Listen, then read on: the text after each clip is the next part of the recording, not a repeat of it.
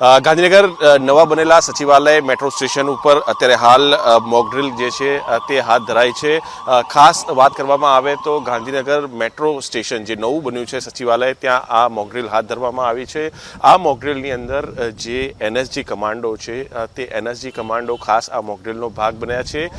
જો દેશની અંદર અને ખાસ ગાંધીનગરની અથવા અમદાવાદની અંદર જો મેટ્રો સ્ટેશન ઉપર જો આતંકી હુમલો થાય તો આ પરિસ્થિતિની અંદર કયા પ્રકારે કામગીરી કરવામાં આવશે, તે હુમલો કઈ રીતે ખાળી શકાય છે અને જે આતંકીઓ છે તેમને ઢેર કઈ રીતે કરી શકાય છે, તેના સંદર્ભે આ મોકડ્રીલ યોજાઈ રહી છે।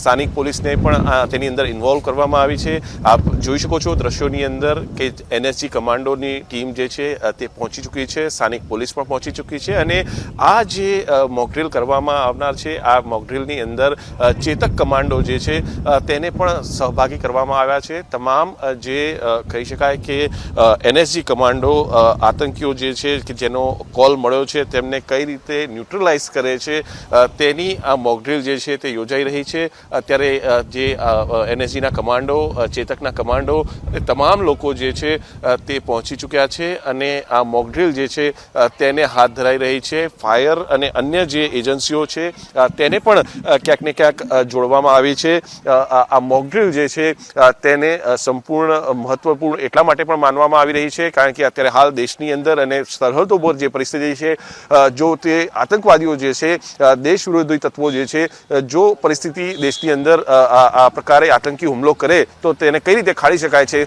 તેના માટે આ પ્રકારની મોકડ્રીલ સમગ્ર દેશની અંદર કરવામાં આવી રહી છે। ગાંધીનગરમાં પણ મેટ્રો સ્ટેશન પર આ મોકડ્રીલ જે છે તે અત્યારે ચાલી રહી છે। કેમેરામેન ચાર શર્મા સાથે મેહુલ દેસાઈ, ગાંધીનગર।